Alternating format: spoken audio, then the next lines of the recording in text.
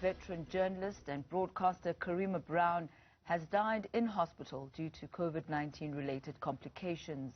She was the host of a political talk show on eNCA and previously worked as chief content officer at independent newspapers. Let's talk now to someone who worked very closely with her. I'm joined by John Bailey. He is the managing editor at eNCA.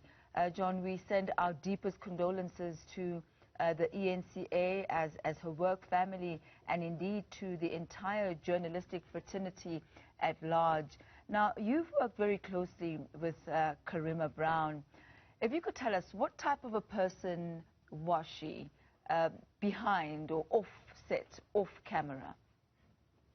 Well, Tom, I can tell you this is indeed a sad day for eNCA, but also for the broader South African community.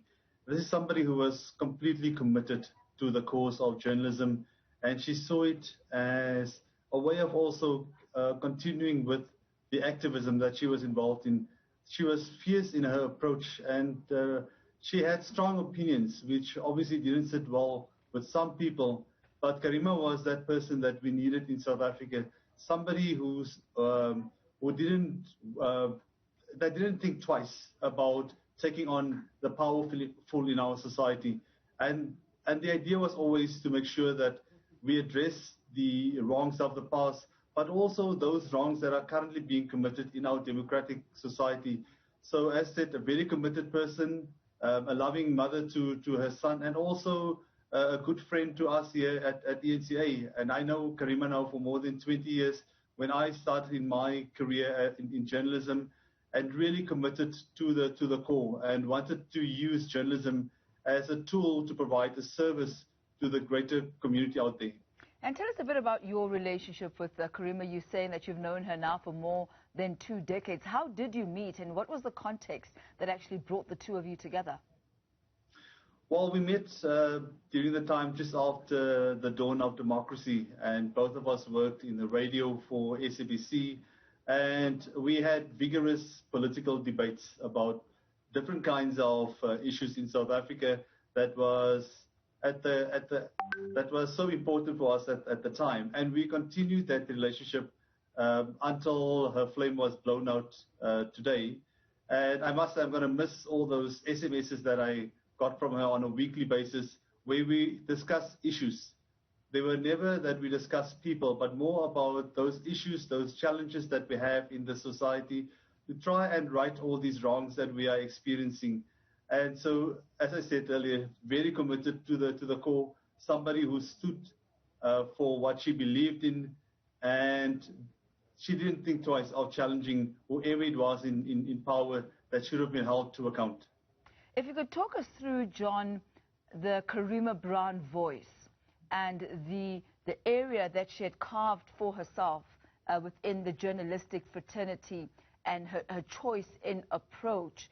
Tell us about the value of that and why you believe that is an important disposition in the discourse.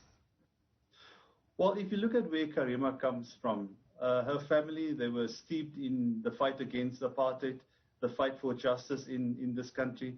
So that is the cornerstone from which she operated, that she wanted to make sure that through journalism, using that as a tool, almost as activism in this country, to really address those issues that we are dealing with here in South Africa.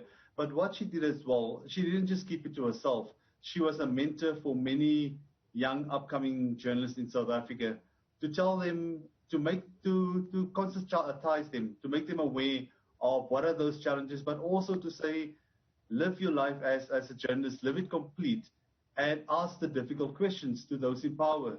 Don't allow that just because we are now in a democratic South Africa 27 years later, that everything is hunky-dory in South Africa. We still have a lot of challenges here, and she was fearless. She didn't mind challenging anybody in the political spectrum. And for that, her legacy will live on. As I said, her flame might have died today, but she will continue. Her legacy will continue in South Africa. And we at eNCA honor Karima for the work that she has done in this country. You spoke about the family that she comes from. Give us a bit of background about that.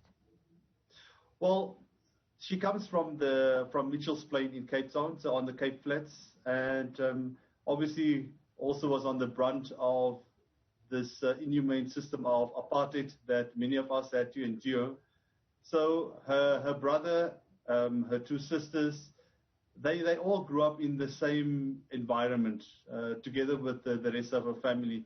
So very committed to the cause in the fight against apartheid, make sure that there's justice for those the downtrodden in society. But also, as I said, she didn't mind challenging people, and she had strong opinions, and that's what I hope that will continue within the media and journalism industry in South Africa, that we need people like a Karima who will challenge the status quo, the power dynamics in our society. Well, John, thank you so much for your time. And, you speak about her love for justice and the downtrodden. I've actually, managed to see that come out of her, in as much as she was a very formidable and strong woman, but also a deeply compassionate woman who cared deeply. And when you spoke about the downtrodden and you spoke about, the disenfranchised, that's when you would see, that compassionate part of her actually coming out. So we thank you very much, John, for sharing your moments with her and also just carving out the niche that she played in South Africa. That's John Bailey there, managing editor for eNCA, where Karima Brown had a weekly show titled The Fix.